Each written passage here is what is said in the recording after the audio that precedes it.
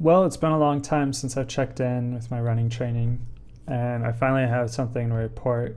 So, making this video, and then I'll try to get back into a weekly schedule again and just go over my weekly training. But for this video, instead of talking about too many specific workouts, um, I'll just talk about what I've been up to. So, for about a month, I averaged maybe around like 10 to 20 miles per week. um, Taking a lot of time off from my injury to heal and just kind of testing it out here and there. And then I went to New Zealand and we did a lot of hiking there. I tried to get in some runs and continue to judge how uh, my injury was doing. And basically, anytime that I would use it quite a bit, the next day it would be sore. And so I was active one day, resting the next, and it wasn't really getting worse with that pattern. But luckily, toward the end of the trip, it seemed to be getting better. Actually, I was doing more and more intense stuff, and it wasn't getting as sore. So it seemed to just kind of slowly heal, even though I wasn't 100% resting it. And then after I got back, I started back on the base training schedule. I think I had 5 weeks, or yeah, maybe 5 weeks. Well, basically, after I got back, I think I had 17 weeks until my race. So 12 of those weeks are going to be the actual training plan. And then I think it was 5 weeks that I had to do whatever I wanted before I started the training plan. So I've been doing the base training, and I've been doing some of the higher mileage weeks now. So I think I'm going to hit 60 miles this week. I did a 56-mile week, and it's just the same pattern of 2 long runs and then either speed work or an LT workout with some GA and some recovery in there as well. Yeah, and so my injury still hurts a little bit, but usually not when I run. Usually it's just a little sore afterward. And I really don't want to stop training like everyone who's injured. So I'll continue to just make sure it's not getting worse. If it's not getting worse, then I'll just keep training. But for now, it doesn't hurt when I run. I'm not too concerned about it. I think it might just be a sort of nagging injury for a while. So I think where I'm at now is I'm 3 weeks out from starting the actual training. Or maybe 2 or 3 weeks. I don't know. Obviously, I don't know the number of weeks. Because I haven't really had to pay close attention, because I'm just going to be like repeating these base training weeks until it's time to start the training. So I'll figure that out by next week. But yeah, I'm just doing the base training this week and definitely next week, and then maybe the week after that. But fitness-wise, I didn't really seem to lose that much fitness. If anything, I'm a little more fit than when I started, so that's good. I did do an LT workout that went a little better than my disastrous first LT workout. And I did warm up more for this one, which I think helped a lot. And I think I need to warm up even more. I think I need my heart rate to get up like into the 170s, like ASAP. And I think that'll make it a lot easier, actually, because the way I'm doing it is like my heart rate's not getting up, and I'm working at a level intensity that would benefit from a heart rate in the 170s, but my heart rate isn't that high, and it's so much harder than it needs to be. And the book, Fitz talks about how a proper warm-up will make a workout easier, actually. So even though you're doing like more intense kind of stuff before the workout actually starts, doing that stuff will make the workout easier rather than harder, because it's going to warm you up. But he talks about that more for VO2 max, but I think I need it just for these LTs until my body gets more used to it. But I did just a 3 mile, I don't know what you call it, like a tempo, I guess, and which is pretty short.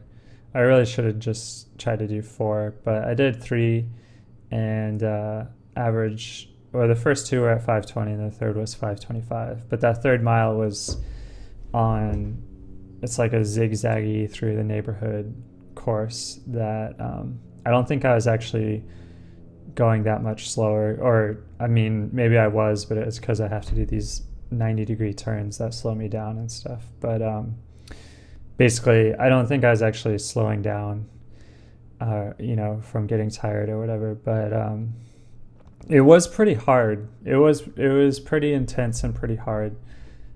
So I'll see about warming up better for the next one. And as far as my long runs go, that's where I've just tried to kind of eyeball the paces that I'm hitting at the heart rates that I'm at, and to try to judge where my fitness is at, if I lost fitness, gained fitness, or stayed about the same. And I'm running faster at the same heart rates. So I guess that's gaining fitness. It's at least a good sign. But yeah, like my average heart rate and my average pace are, and the average heart rate's about the same, because I'm trying to, there's this like a set heart rate range that I run these at for a certain intensity. And so I've been keeping that the same, and then I've just been going faster. But it has been a little weird. I've had this thing where like I go, like you're supposed to gradually get faster as the run goes on, like get more intense. And so I had initially been judging that by heart rate and having kind of like heart rate zones that I would stay in early, mid, and late. But it seems like there's a problem with that, where of course your heart rate's going to start out low, and it's going to take you some time to warm up. So I can run like my first mile, I can force myself to run kind of fast, and my heart rate won't be that high. So I'll run, for example, like a 6:40 mile, and my average heart rate for that mile is like 140. And so that's pretty low heart rate. But then I'll find, like, basically what I'm saying is that my heart rate will be going up and my pace will be staying the same, somewhere in the middle, where it seems like, it just seems like the heart rate is not, it can be a bad indication, and that I need to be taking into account the way heart rate starts out low naturally, and then toward the end it can drift up higher than it would be kind of normally. So I don't know exactly what to do with that information. I think I should take it a little bit easier early on. But I'm getting a weird thing where even though my heart rates are going up a little bit each mile, my pace is not like a nice graph up. So I'll have to figure out what I want to do with that. But I did do the longest run I've ever done on Sunday. It was a 14 miler, because the longest runs I do are my half marathon races. Like I would never run a half marathon in practice. So those were always the longest runs I've ever done. And so I had to do a 14 miler this past Sunday. So that was long. And I had to like drink water in the middle of it and stuff. I don't do that. So that was interesting. It wasn't that big of a deal, but I don't like having my rhythm interrupted so that I can stop to drink water. Oh yeah, and that's the other thing, is like dehydration and like running out of glycogen, possibly like toward the ends of these long runs, can make Well, and then plus, as like if you run in the morning and it's getting warmer and warmer, that'll also, like the heat will make your heart rate go up. So just got to be careful about trusting heart rate completely. So I'm using heart rate a lot to help guide me, but at the same time, I'm paying attention to my body and trying to be smart and actually like, learn things about myself and from my data rather than just like strictly following heart rate and not giving it any more thought. So if there is a point when I want to pay attention to heart rate less, like I'll have been paying attention to the things I need to this whole time and can actually use that experience. That's about it. I'm trying to do plyometrics once a week, which those are pretty light. Like what's recommended in the book seems kind of light. I mean, I know plyometrics are like pretty intense exercise in general, but it doesn't seem like that big of a deal to add those on in once a week. So I'm going to do those once a week, and I'm doing a few lifts once a week. I could really be doing better with my weightlifting, but at least I'm doing something. And then I'm doing short little hill sprints once a week because I heard those are good, and plus they're just fun. I just like sprinting, so I do a few extra sprints. I have a hill nearby that is like the perfect grade, I guess, for these hill sprint things that you can do that are supposed to help with your form and just have all kinds of little benefits that are good to fit in once in a while. So those are some of the extra things that I'm doing. And my diet's getting way better. That's maybe the last thing to mention, is that I'm eating way less junk food and way more vegetable servings and fruit servings every day. So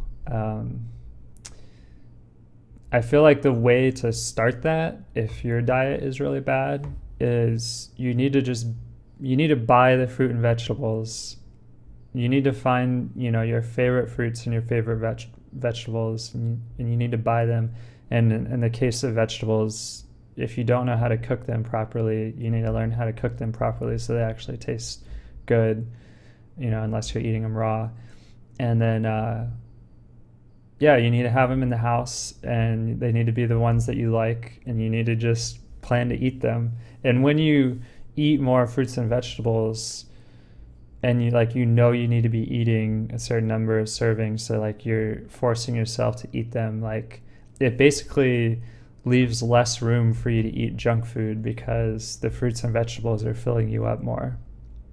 So you don't even have to have any other goals or plans other than step one, eat more fruits and vegetables. And then you'll find that as you do that, the other things that you're supposed to be doing will kind of naturally happen.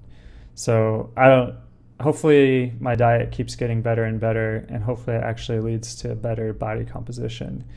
But it's pretty early for that. I did gain a little weight in New Zealand, so that's not good. And I think I lost about 1 pound since I've gotten back. So I'm on the right track. But I've got a ways to go as far as losing that fat. All right, that's about it. This turned into a pretty long video, but next week, hopefully I can start to get in a rhythm of quicker, shorter videos of just going over my training real quick. See you then.